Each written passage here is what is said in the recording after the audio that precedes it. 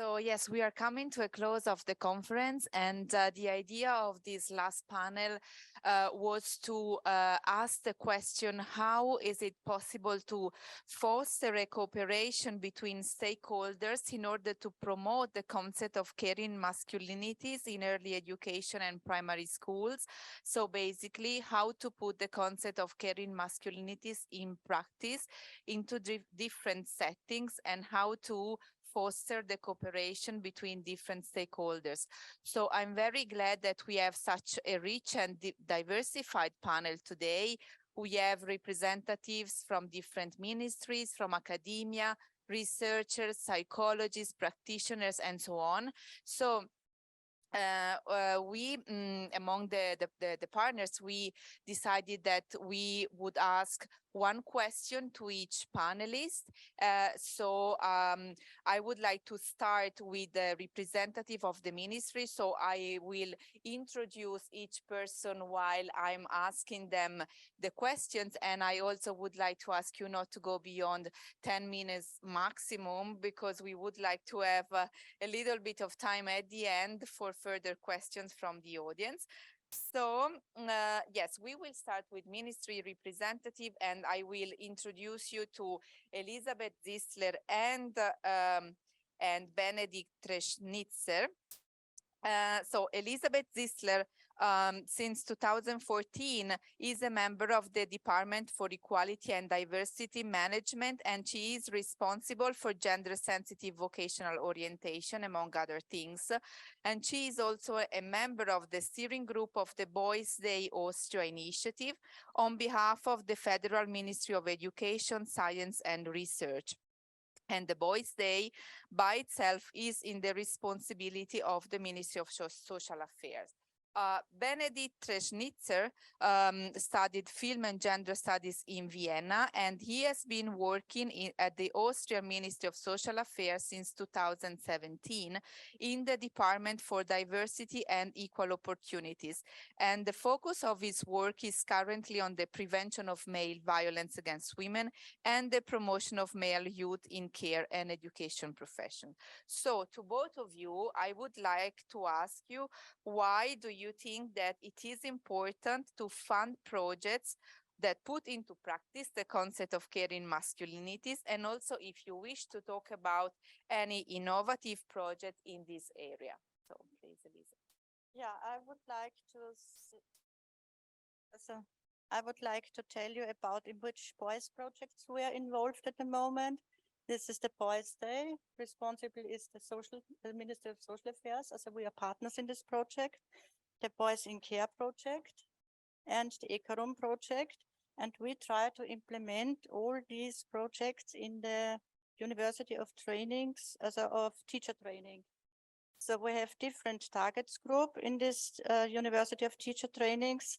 This is for Boys' Day, we have the practice schools. In Boys in Care, we had the teachers for vocational orientation, and in ECaRoM, we implemented the departments for elementary and primary school levels. And also, I think it's very important to fund projects like this, because as we see in ECaRoM, there are produced many materials which are really good. And I think teachers don't have materials. I see it on the education fairs.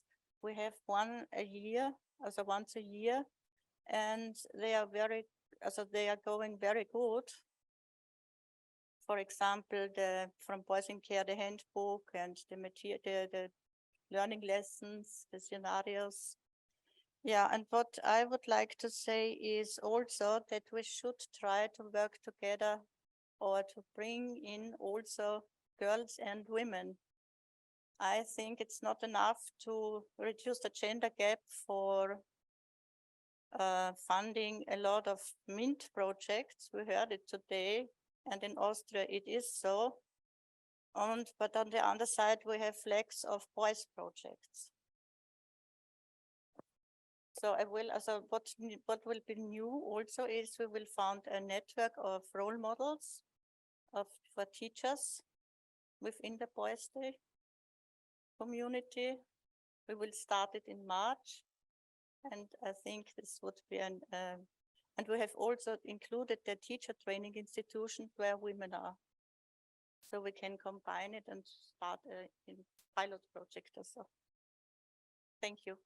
Yes, thank you. I think that the role of ministry is really crucial, and it does make a difference if you have like ministries supporting and funding national initiatives in comparison to having like small projects funded by NGOs that then end up.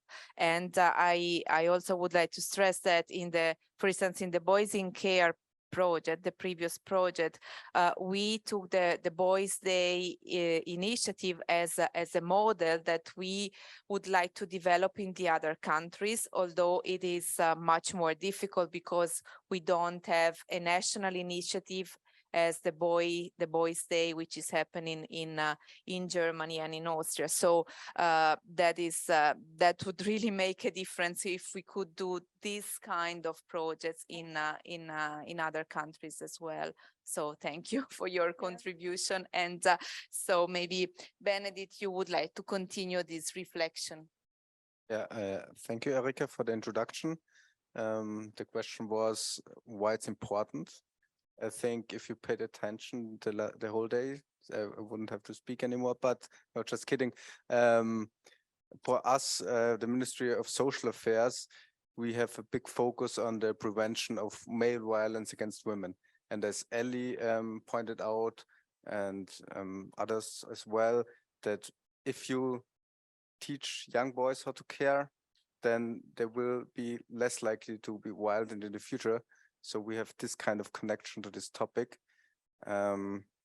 Also, for me personally, I think it's quite important for the boys themselves, just for themselves, without any consequence in society, how it helps society as a whole, just for them, because if you care, it does something with yourself and it does something for you. So that's also a point which could be addressed in the future a little bit more. What I find quite interesting today, what I heard, was the occupational map. I think Daniel talked about it, because as Elisabeth said, we have this project, the Boys Day, which is a career orientation day for boys, where they can get to know jobs in the care and in the educational sector, which are, as we heard, usually taken up by women. And the occupational map said that boys already deselect this kind of jobs at the age of 6 to 10 because of gender. And the boys, they start at 12. So also an important age, because then they, as we saw, choose their own path. But maybe we can also have some more focus on this early part. That's something I can take with me into the ministry. Yeah, I think that's the things I took home the most. And what Gary Baker said, said about the whole online gaming world, which I'm very much involved in as a private person. I think I have a totally different experience, like when you're in your bubble and you spend your time on Twitch. Then you don't and watch this kind of streamers, then you don't get this kind of experience. But it was interesting to see when you are looking at it from a scientific lens, then you find out this whole macho type of streamers that are out there. And I also play this kind of games, which you mentioned, the very bad ones where you shoot other people before they shoot you. And I have to say, there's, when I'm in this kind of settings, always very little knowledge about this kind of games, and they're always put in some kind of corner where you don't want to look too closely, but they're actually quite fun. And there's actually a lot of team play involved and strategy, and yeah, just wanted to say this. Thank you.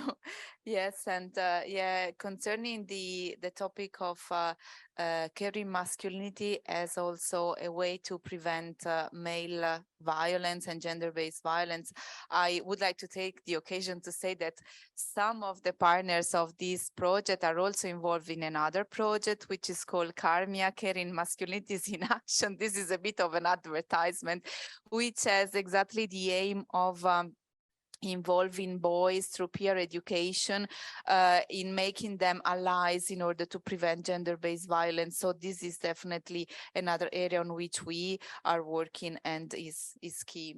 Yes, we also funding this project. So Okay, yes. thank you.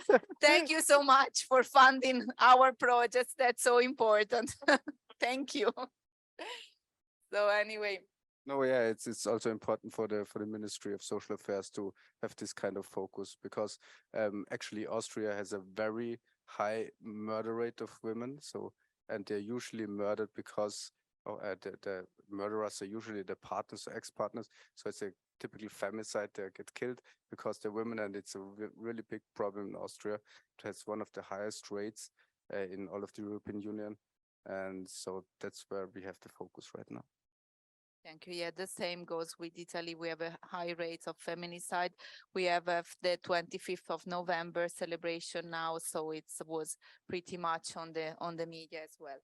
Okay, so now we can go to university, to academia, and I'm very glad to have here today Dr. Ernesto Vasquez de Aguila. Is an assistant professor and director of teaching and learning at University College of Dublin, Ireland. He's a medical anthropologist with a PhD from Columbia University, and he has been working on and publishing on areas of masculinities, especially on transnational migration, sexual and reproductive rights, and global health. And let me allow a personal note here. Ernesto was my professor of masculinity studies in Ireland at UCD. And so like he really introduced me to this field of study, so I owe him deep gratitude for teaching me this key area. And so if I'm here today, is definitely also thanks to him. And having said that, the question for you is, which do you think are the most innovative aspects of the concept of caring masculinities in order to advance gender equality and promote non-violent forms of masculinities, and how you think this concept could be enhanced in academic courses? Thank you, Erika, for such a warm introduction, and so delighted to see you thriving in the area. Before I start, let me tell you something. I've been teaching masculinities for more than 10 years. It's a very popular class with waiting lists and all that. But the sad part is that 80 or 90% of my students are women. So we are losing men. So the university, the Space University is too late to engage men. So I'm delighted that you are actually tackling masculinities involving boys at such an early age, which is part of my crusade. You know, how to engage, how to involve men in this topic. So what caring masculinity brings to gender equality? I think first, it gives us a language, it gives us a framework to study caring, to study nurturing in public and domestic spheres. Complements previous frameworks that didn't include this aspect, didn't focus on these aspects of caring and nurturing.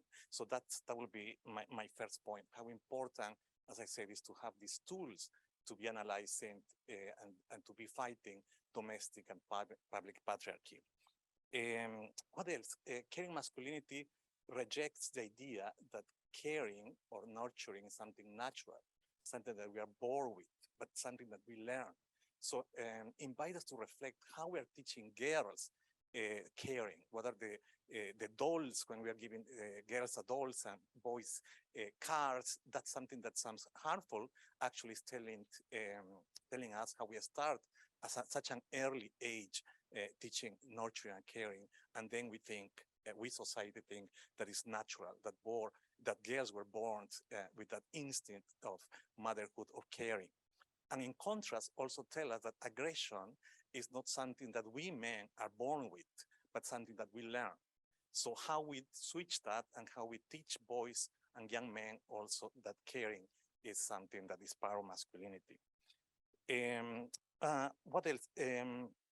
Something that I think is really important and particular concern, because I think it's a war that we are losing, is the war against the manosphere. You know, the manosphere is this collection of blogs, online chattings, etc., that men from all different backgrounds, that it goes from hegemonic men, but also gay men, minority men, and women, and participating against gender equality.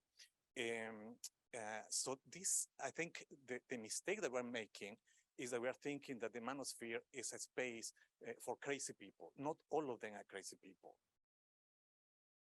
Sorry. So not all of people in the manosphere are crazy people. You know, we have people as Gary Baker was showing, was mentioning, like Jordan Peterson, which is an incredibly influential person that attracts students. And I was always, every year, I'm surprised when kind, well-educated of my male students and some of my women students are attracted to this guy.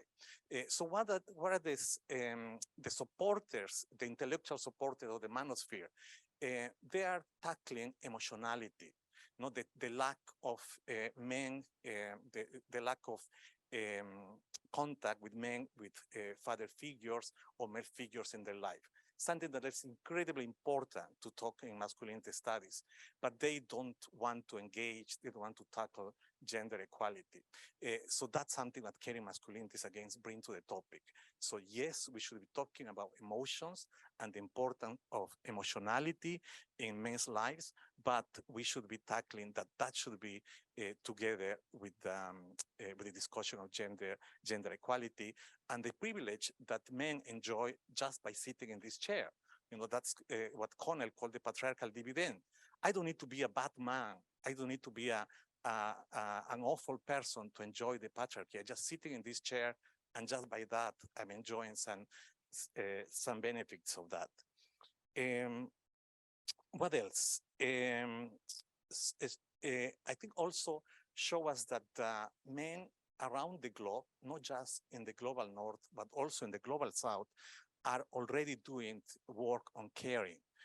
So studies around the globe are using this framework to show how men are caring. For instance, HIV negative men in Uganda caring for their HIV positive wives, fathers in Latin America, etc., caring for their children.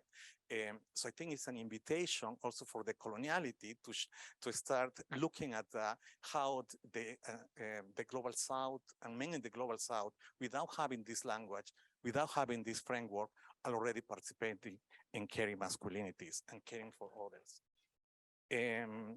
How this concept could be enhanced within the academia, academic courses.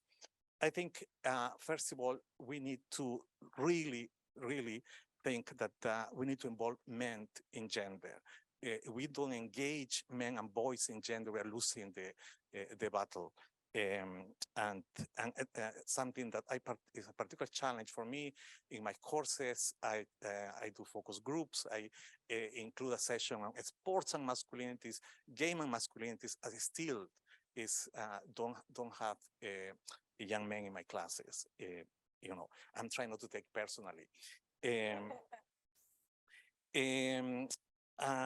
What else? I think something important of this framework is that invite us to look not just at the cultural aspects of gender, of caring, things that we were discussing so far, but also at the institutional or structural factors. If we take fatherhood as an example, for instance, we could see that fatherhood has a cultural dimension. So how we involve, how we invite men to be more caring at home or involved in domestic chores, not just collaborating at home, but really participating as caregivers. but also working at policy level. If we don't give fathers parental leave, for instance, we cannot be just tackling at cultural issues. What else? Embed caring masculinities in a bigger picture on intersectionality and decoloniality. Intersectionality, we discussed already in the morning how important it is to frame gender and with other intersecting factors such as race, social class, migrant status, etc. And in terms of decoloniality, to even reflect that we are learning, that we know is a fraction what the world is producing, because we don't speak other languages beyond the ones we are speaking here. And so we also to engage with the studies, with the work that the Global South is doing. And even though I'm from Ireland, I'm originally from Peru, so I'm bringing my Global South flag also here. What else? I think caring masculinities also give us a framework opportunity to challenge the framework of inclusive masculinities, who was an incredibly attractive framework that many scholars were bought into that. But this framework is incredibly dangerous because it gives us the illusion that we are living in a post-equality era, that post-homophobia, so everything is fine. And it's an incredibly attractive framework because we all want to hear positive things. So caring masculinity challenges that framework. It says, no, right? We cannot put our guard down. We still need to continue battling in terms of gender equality. What else? Something that I'm working at the moment is intergenerational solidarity. I think it's really important to work on that, to provide inclusive role models for younger men, for younger boys. I think boys need to hear, need to learn that being an artist, being a yogi, being a cook, etc., are as valid role models as being an engineer. My final remark, I think, is something based on my experience as researcher, and this is a window of opportunity, I think, is I love the framework of responsibility. So when we talked with regular men outside this bubble of us who are already contaminated by gender equality, what's something that engage men, regardless of if they are traditional or more egalitarian, is the notion of responsibility. But the problem with that is that they usually only attach to being a provider or to being a protector. So how, and this is our challenge, how we can add caring to that framework, So a responsible man is someone who, yes, is a provider, a protector, but also is a care. And guess the warning there, and asking you, because I think it's really easy to fall into something, into the trap of the real man easy box, right? So you will see in ads with really good intentions saying, for instance, a real man doesn't buy sex. A real man is a carer. That's incredibly dangerous because who is a real man? We are reinforcing hegemonic notions there.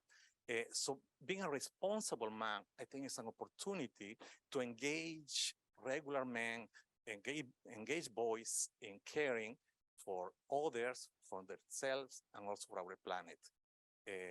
Thank you. Thank you, Ernesto. Yes, thank you for your very rich reflections. And I just want to pick one point, the one of decoloniality, because it makes us reflect that oftentimes, we just don't see a number of things that happens outside our global north. And it made me think to some images that we showed in one of our trainings, in which we showed some refugee men with their little children, providing and caring for their little children while we're fleeing from a war situation or other kind of difficult situation. And that is important because oftentimes when we speak about like migrant and refugees, men, there's the tendency to emphasize only the bad side. And those images were going in the opposite direction, and sometimes we just don't see them. So yeah, thank you for this reminder. And now I would like to pass the floor to Romeo Bissutti, and we are really very glad to have you here because you have an incredible experience of working on these issues. Romeo Bissutti is clinical and health psychologist and psychotherapist, head of Men's Health Center, head of White Ribbon Austria, board member of DMO, which is an umbrella organization for men's work in Austria. So Romeo Bissutti has been working since more than 20 years on men's issue, men's counseling, violence prevention, men's health, boys work, career masculinities, and so on and so on. I won't read everything, Please stop. but we we really want to take advantage of your experience to ask you, which do you think are the most innovative projects, concept, ideas to put in practice caring masculinity? Thank you very much for that much too long introduction. I should have given you shorter notes, just my name or my initials, and that's it. Thank you very much for this very interesting conference and for the materials and the invitation. That's great practice, and also of the ministries who are giving support of that. I was asking myself what could I add to all the things that are already here, and I wanted to mention maybe two projects.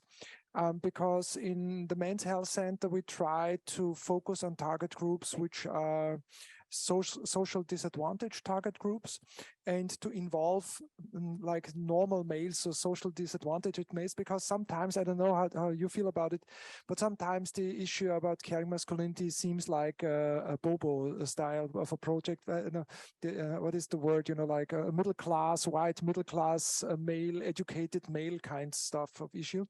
And so I want to bring you two projects we were working on. One project was called, the German title is Papa macht mit.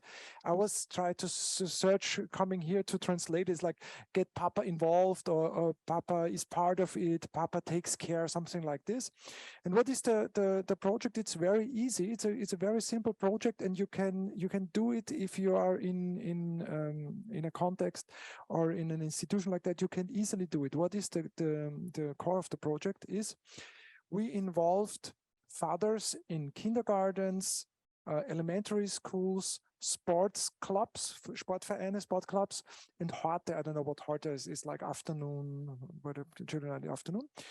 And we involved the fathers that take time for one afternoon, maybe for one whole day. We tried to make it even with a sleepover, but this was too high, the goal. But to make an activity with the children for one afternoon. And they came together with the children, and they asked the children, what do you want to do? And the children said, hey, I want to do this and that. And so they were baking cookies, they were making jewelries for the mothers or maybe partners. They were making they built some bird houses, different things, like what children like to do. But the event was that one afternoon, there were just fathers coming together to the kindergarten, elementary school, and all that kind of stuff. And they were experiencing themselves as caregivers for the children. This was such an easy way for them to bring out the good side. And it was very easy. And the kindergartens for children, elementary schools, they were so happy to get in contact with the fathers, because very often, I don't know how your experiences are, but for the teachers, it's always like, yeah, we are always speaking with the mothers, but where are the fathers, blah, blah. And so it was very easy to get in contact. And we also qualified the teachers to how to do that programs. And still, in some elementary schools, they are still doing twice a year those afternoons. It seems like nothing. I mean, it's even if you compare it, of course, to the daily work that the mothers are doing in caregiving, but it gives them the fathers an identity project. They experience themselves as caregivers. It's interesting for the children, for the institution. So this is interesting. One man who was jobless, he said he never spent so much time with his children. And he's jobless, you know what I mean? So it's kind of an identity program. So I think it could be interesting to focus on men like the man from the street, the everyday man, and not only on those men, and to make it easy for them to bring out good sides. So which is always what I try to focus on my work. Of course, we are looking at all the violence and the bad stuff happening, but if we reach out for men, we have to give them a chance to make it easy to bring out the good side, to make it easy to be a pro-feminist man, you know what I mean? To make it easy for the man, so that it's easy. Oh, that's selbstverständlich. I do that. Yeah, of course I do that. You know. And the second project I want to mention, you brought me to that idea because this is a special kind of thing.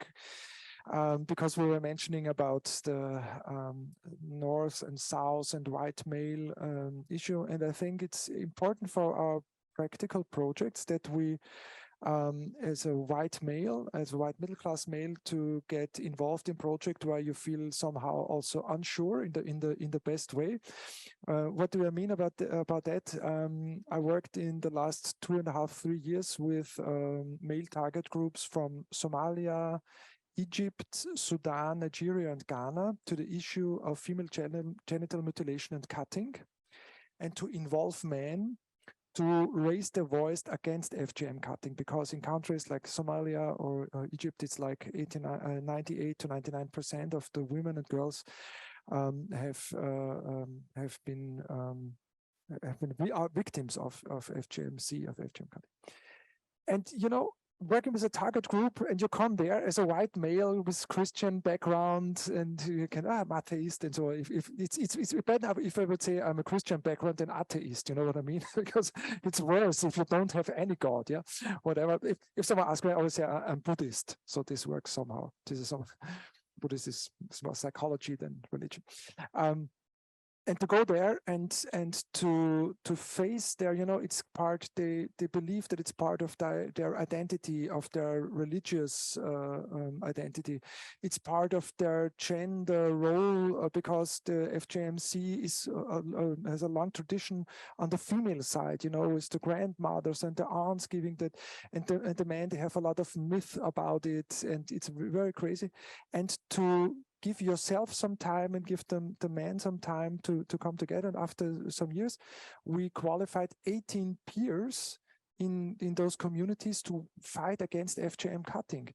And now in Vienna, one of the colleagues is now a co-worker of mine, and he makes once a week, there's a workshop against FGM cutting with male target groups. And how did we involve the men? We worked about men's health issues, that we started with things that was for the health of the man important, and then about family health, psychology health, and then like they want to become fathers, and then we talked about issues about giving birth, and so we were very quick, very near to the issue, and it was very important also to have an imam. We had 2 imams in the group to bring out that this has nothing to do with Muslim religion and all this kind of stuff. But what I wanted to show is I learned so much from them as they learned from me. And it was like how to say, I was in German, I say, go somewhere and make your hands dirty. You know what I mean? Go somewhere where you feel unsure, where you're not like in your bubble and you say, yes, blah, blah, blah, I know about masculinity. But I find it always interesting to go somewhere where I have a lot of question marks. I know what I want to bring up and to get in contact. And these are just 2 experiences, because this is another kind of caring masculinities, because those men, they say, I never will make FGMC to my girls, and everyone I know, I tell them the truth about FGMC. And this is so important. This is kind of a caring masculinities, but on a very special target group. Yeah, just 2 experiences we have. Yeah, thank you. Thank you so much. I really enjoyed your idea of going places where you feel somehow unsure. That's an interesting point, because yes, we were saying before that sometimes we feel as if we are in a bubble, that we are speaking the same language, which is good and important, but it is also important to go in more difficult places and to confront with different realities. And of course, you must do it with like being aware of your own power position and all of that, but then still do it. And this is an incredible project. It would be interesting to see then in terms of percentages also how much effective it has been. And yeah, I'm sure it will. So yeah, thank you. And so now I would like to turn to Vilana Pilinkaitė Sotirovič. We have been working in other projects together, and Vilana is the gender expert at the Center for Equality Advancement and researcher at the Lithuanian Center for Social Sciences. And she has contributed to a number of national and international studies on men's role in gender equality policies, gender mainstreaming in education, and gender-based violence. And so the question that I would like to ask you is a little bit more general. So which do you think are the forms of cooperation that are most needed between different stakeholders, such as ministry, university, organizations, in order to promote the concept of caring masculinities? Well, thank you, Erika, very much. And hello, everybody, those whom I know and whom I met today. And thank you for the question, because it's good that it is a bit more general. And I was thinking, what shall we discuss today? And when it comes to cooperation between different stakeholders, it brings me to some ideas that produced in feminist academia about velvet triangle. I think everybody knows that, cooperation between policy stakeholders, like ministers, academia, and NGOs. And I was thinking, how fruitful this cooperation could be if we would really work together, but not only declare, because on the declarative discourse, it is more or less said that, yeah, we are cooperating with NGOs, we are cooperating with scientist community. But when it comes to practice, usually we see that, well, ministries knows how they should work. And they, well, on the one hand, of course, they listen, but on the other hand, how this, effectively they listen and take what the scientist community and civil society discusses and produces. And some examples, for example, what I experienced while doing both the research work and also advocacy work, that, it's very much depending how policies frame gender equality policy. Because what we see from the policy discourse, especially when you go, for example, to Minister of Education, they always declare that we are supporting gender equality and we promote gender equality policies. But when you look to the frame, how the problem is framed, so basically it's about anti-discrimination, only anti-discrimination. So it's very narrow, very legalistic attitude. And we don't see the holistic, frame. For example, when we come to education, we don't see how this different segregation on the gender to professions, how it affects labor market. We don't see it. We don't see, for example, how reconciliation of family and work affects also gender equality and the other spheres. Because when it comes to the policy, for example, in Lithuanian case, reconciliation of family and work, it is the whole objective is to support family institution. That shocked me when I read in the documents a lot. And they were very successful because they declared this objective in the beginning of 2010. And when we had the survey last year in 2020 on the attitudes of women and men to reconciliation of family and work, we see that the traditional roles enhanced, strengthened even. So where is gender equality in this sense? On the other hand, yeah, like the scientific community can help in framing gender equality, because on the one hand, we also have the programs how to promote women in STEM professions, and that was progressing, and we see certain results. But we don't have opposite, how to progress men in care professions. And this is very much lacking. So why the project that we did in boys in care somehow already, pushed kind of discourse that we need to talk about this. In some countries it's more progressed, and in some countries not very much progressed, but we are on the track, like engaging both the scientific community and NGOs, which are like an experimental lab that can, with the project, test the concept on caring masculinity, on like more complex gender equality, on the materials that we saw today, that these are tested concepts which worked, which were adopted, adjusted to the national context, but it's already kind of product that the policies can take and go further on. I mean, that, you know, like expanding, improving, and again, working together with three of different actors just to make this progress, and that the policies would become not only like from top down, but also bottom up, like doing this combination. So I think that this feminist velvet triangle might work if more like stronger cooperation or relationships would be like more established, and more communication, better communication would go. Thank you, Vilana. Yes, I definitely agree that it pretty much depends on how you frame this gender equality discourse. So thank you for bringing up this point.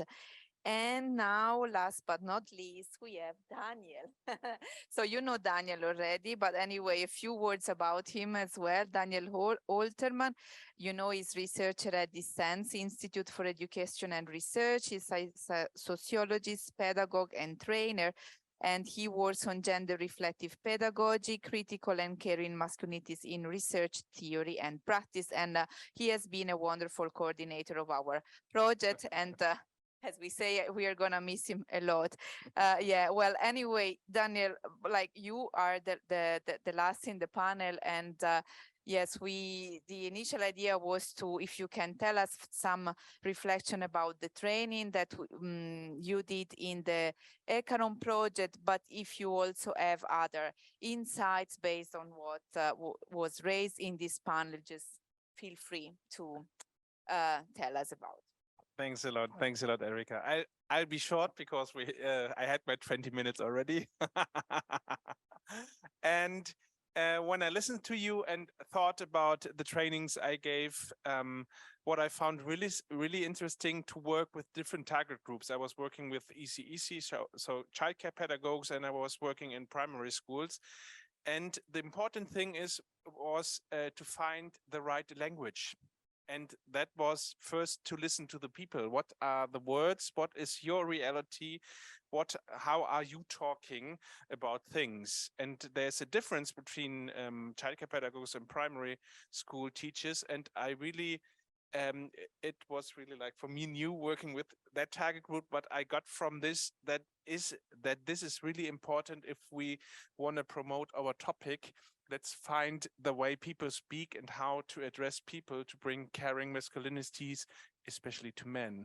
As you were mentioning, I realized as well, if I do courses and give lectures, then I mainly talk to women, which is wonderful, but I miss the men too. So perhaps that would be a good idea to focus on what language we use and when we use it, and make it as simple as possible, but not too simple.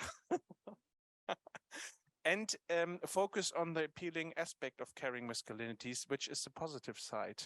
Because if we are all getting more rid of the rigid gender norms, it means more freedom, more community, and more peace for everybody.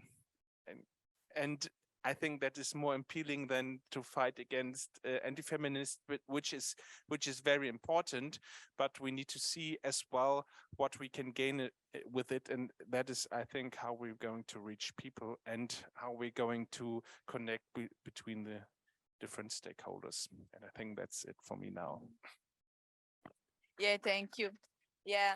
And like this issue of the appealing side of caring masculinities makes me think to the cause of masculinity that we have been working a lot with the framework of Messner, you know, like the privileges, the cost and diversity. So like the cost of masculinity is high.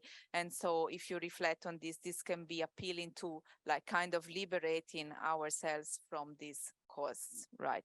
Okay, so now we have some time, which is good. And so we can open the floor for comments, questions, but also, yes? Sorry, I already spoke, but I was so glad about something Ernesto brought up that I thought I should add something. The whole thing with the manosphere, the online world, which is, I think, everybody's spending more and more time online, and also the kids and the boys. And so I think the whole manosphere thing is something where you should have more focus on it in research and in projects to work with it. And you can also make a bridge to the thing about the online gaming world we heard before, and from Gary, that it's kind of, you start as a child playing online games, and then by 15 years later, you end up being an insolent, killing 5 people. And then you're called a lone wolf, and nobody really wants to look at where you get radicalized, and you get radicalized in this manosphere. So I think that's a very important topic for the future, and there should have been so much more research by now. Maybe in the future this will change. Thank you. We are doing a project at Dissens concerning that. Sorry, can I add also something that sometimes we ignore or we don't want to talk about is pornography. Not young people, but our boys are learning about not just about sex, but about gender through pornography. So we need to teach our boys that no means no, because what pornography tells them that no means keep insisting. So yeah, it's the manosphere, it's pornography, so many issues, this love at first sight, all the shows that we found so trashy, but that's what our what regular people are watching, and we should be building, not only studying, but providing resources, language to contrast, to fight against this this war. Yeah, thank you. So, comment.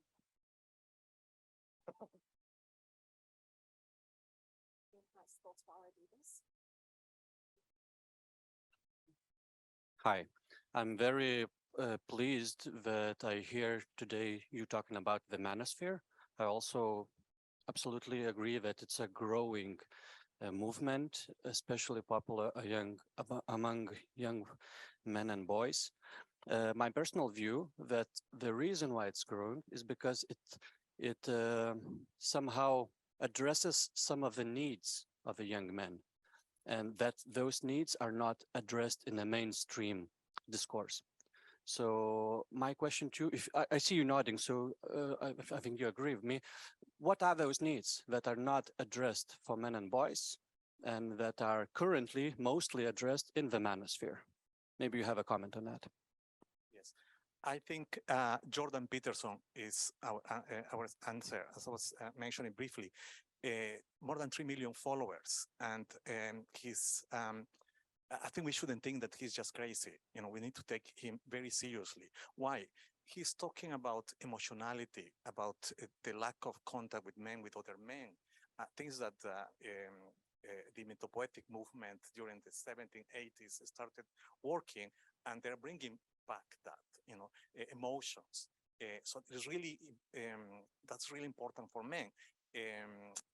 When I ask my students to talk about their men in their lives, about the manosphere, and they ask, you know, how you ended up doing that, and they will start, it was a joke. I was starting in TikTok, it was funny, and then without noticing, I was part of the manosphere, you know. So yeah, I think emotionality is something that that is lacking. But as I said, I don't want to stop there, because that is what the framework inclusive masculinity and Anderson and colleagues were doing, and without tackling gender equality. Yes, we need to talk about emotions in the lives of men and intimacy, but also we need to talk about patriarchal dividend, we need to talk about equality, I think. Thank you very much. I would like to add something also, another aspect. When I look how the male role changed, I would have the impression that the male role changed not because men came together and talked about themselves, but they changed because of the women changed, because of the economic situation that changed and needed other forms of social identities. And what I think is one need is, and is the worst place that it happens, but it's a place where men come together and talk about being, and Gary Parker told it very perfectly, to be authentic men. You know what I mean? And this is somehow the need to get to speak out. So what I would mention is, I see there is a big need for men to come together to speak out openly about how they are, and we both as men and women, we are very gefordert. We should create places to listen to men, even if we don't like what they are saying. This is so important, even when it's disturbing, when it's weird, all of our gender keeps popping up, but maybe there's some yellow light or some green light, and then we can agree on that, and then we can get in contact. This is so important, that someone feels welcomed to talk about, to be a man. And I think this is a lack that we have in our gender studies and gender things. It's always like a little bit of, we're talking about gender, men are bad. This is somehow the issue I think a lot of men are feeling, even when they try to do it else. Then it's the lack of men's movement that never happened, which is of course not the fault of the feminism, but the fault of men and hegemonial patriarchy. But somehow we have to deal with the problem. Thank you for your comments. I would also like to add, from my perspective, what I see, what are the other needs that are mostly met in the manosphere for a lot of men. It's on the one part, it's sexual education, which is super lacking in the traditional educational system, and men find answers among other men in those forums and blogs and stuff like that. And the other thing is social skills.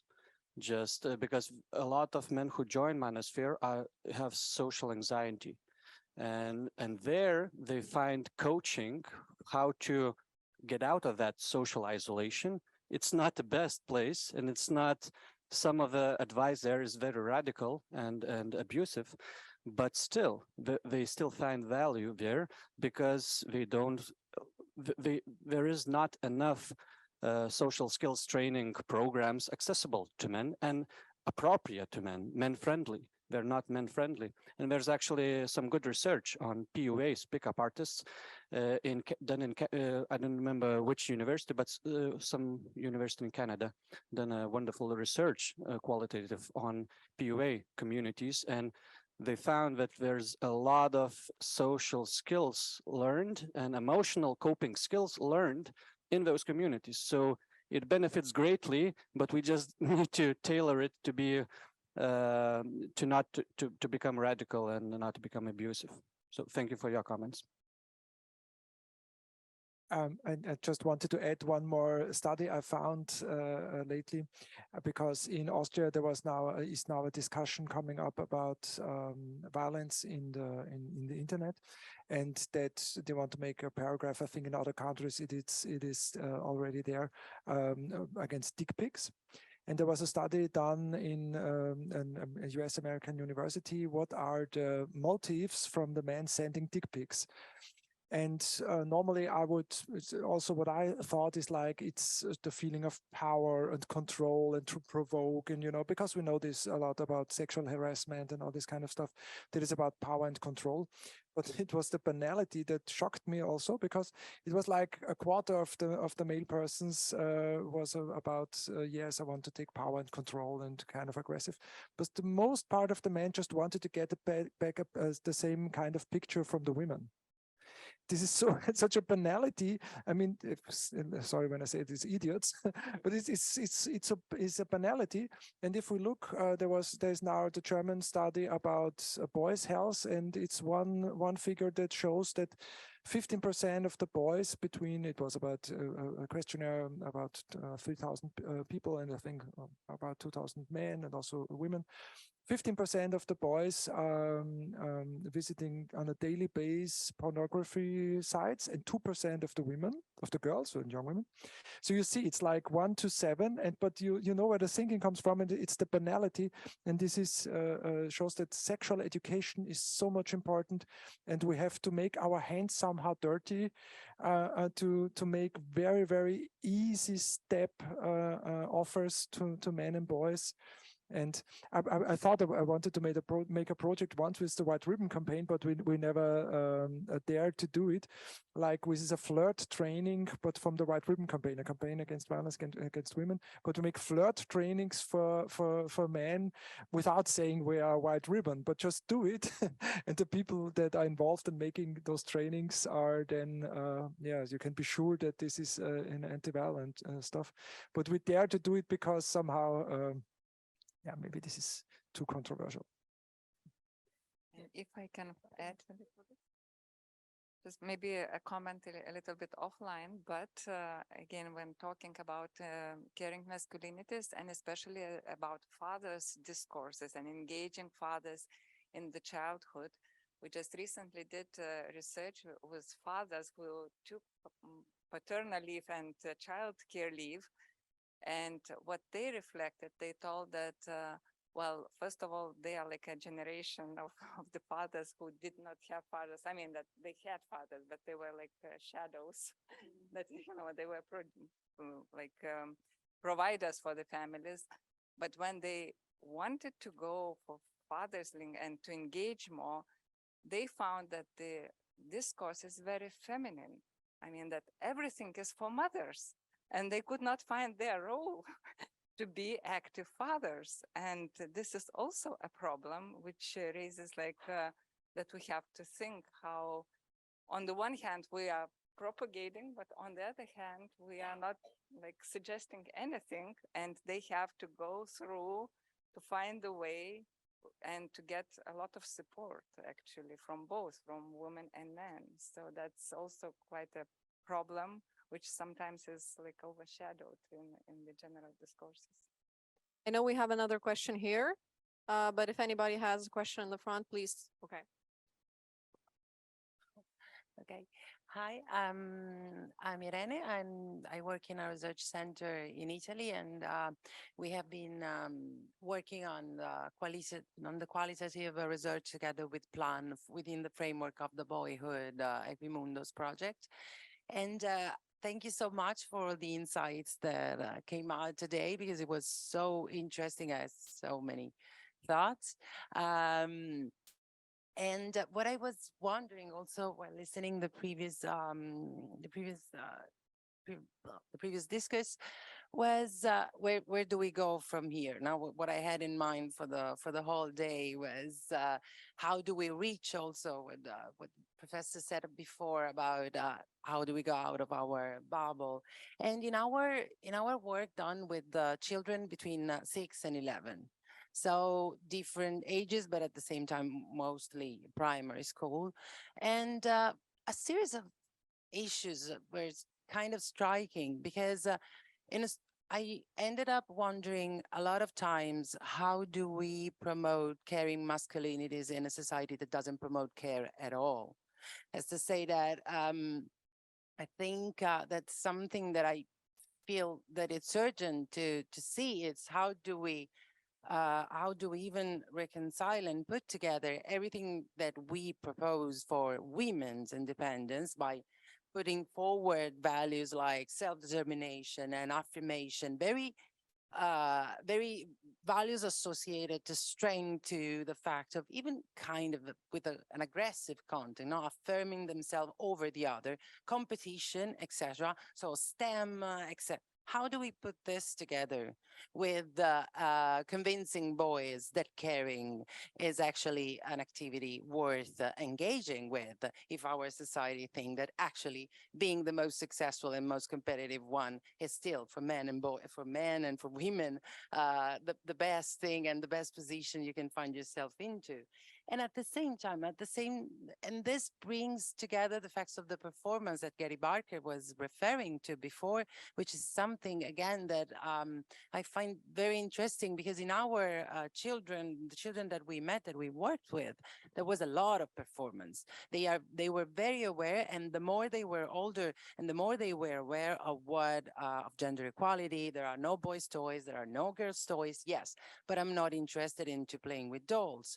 Or I somehow, I have this kind of, it's like they give the feeling sometimes that they don't want to buy the whole package of gender equality. So I think that somehow we one way, what you were saying before about how do we revolve around, there are needs that needs to be met. And so this idea that somehow I perform, even children like around 8, 9, 10 years old, they were very good at performing in terms of saying, okay, I think this and this needs to be in a way or in another, but they did not engage actually in activities that it's something that people can do, but I won't. So how do we move out? And I don't know, it's something that, how do we build these opportunities beyond the gender education, an education that is gendered, but that it goes beyond the package, the certain activities that you propose them. Now, how do we go out of that box? That's what I have no idea of how to do. So I'm just asking for more suggestions.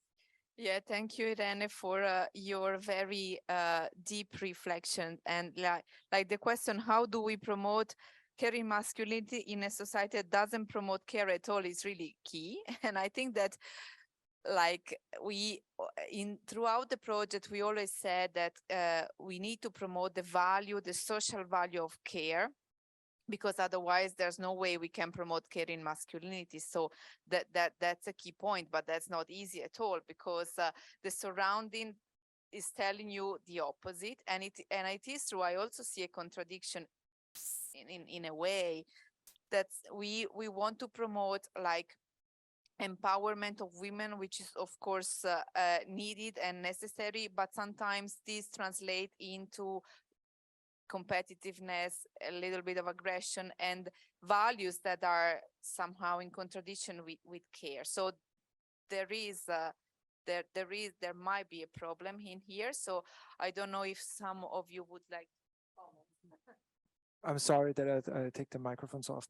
But it reminds me which, the left side of my heart beats strongly, as you mentioned, is because I studied a lot of critical psychology. And from this tradition, it's always very on the base and a foundation that you always have to discuss things with a view on the economical situation and on capitalism, neoliberalism, all this kind of stuff. And there are good traditions also in feminist tradition, and one very good writer I know is Frigga Haug. I don't know if there are any translations in Italian language. I just know one very, very good book, which is called Die 3 in einem Perspektive, 3 in 1 perspective. And she comes from the tradition of the critical psychology.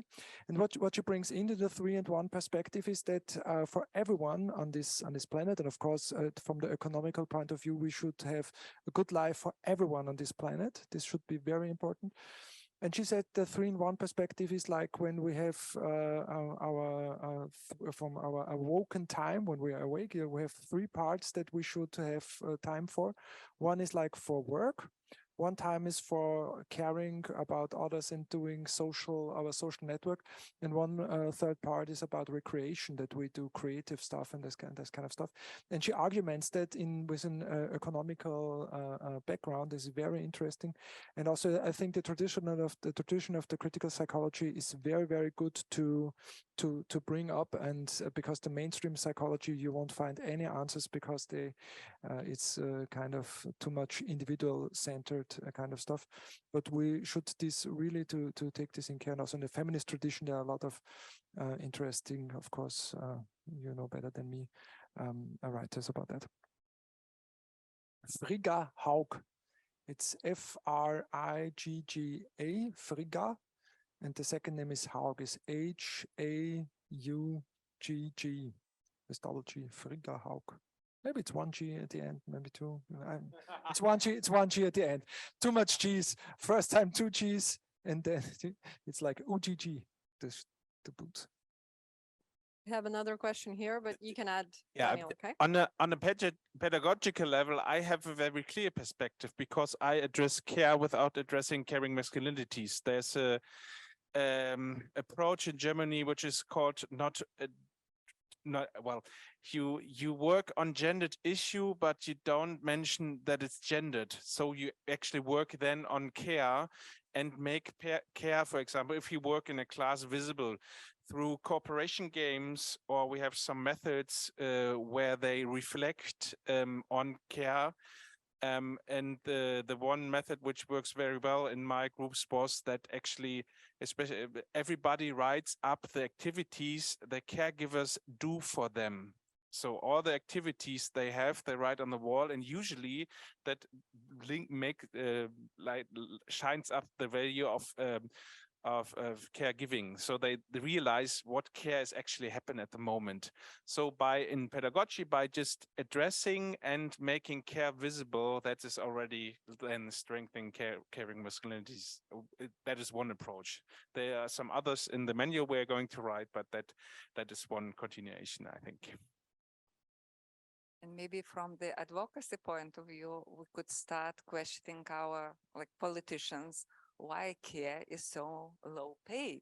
This is such an important area, and it is so, I don't know, underestimated and so low paid. So maybe we should change our attitude and also finances to this sphere, which is very important for our society.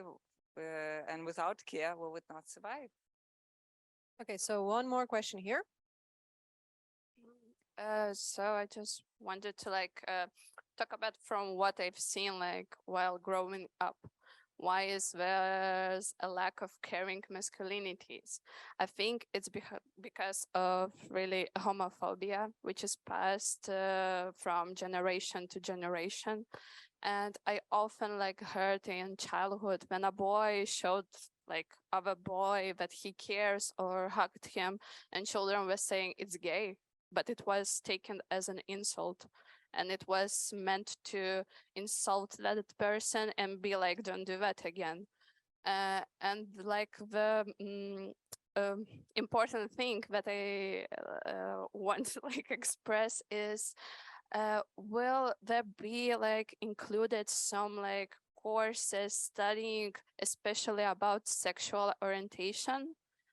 Will there be talks to children about that, and also teachers, and how they can provide this knowledge about love, which is maybe seen by children different, but not because they think so, but it's just parents showed it like that. So that's my question. Well, in the trainings I do, I always include sexual and gender diversity, because gender sensitive education is the basis. And from that, I move on to caring masculinities. And in that term, I try to to do some sexual orientation as well. So that's how I do pedagogy. I think others do it differently, perhaps. I like to play my classroom. I ask my students, imagine you are back to a school and you're a very mean person. And so how do you destroy a boy's reputation? And how do you destroy a girl's reputation? You know, and the boy's reputation, you destroy his through his sex orientation. You call him etc. And for a girl, you don't use sex orientation to destroy her reputation. You know, you call it slut, etc. So why we're using this sexual reputation and sex orientation differently for both? You know, I think that's for me is a link for gender and sexuality. You know, we cannot talk about gender without tackling sexuality. So thanks for bringing that. And one last thing that happens on a big media now at the moment is, of course, the football world championship. And so it's perfectly made for working with boys. You just have to show the love sign, you know, under, I don't know what the word is, you know what I mean? You show a picture of it and you have the discussion already there. So that's it.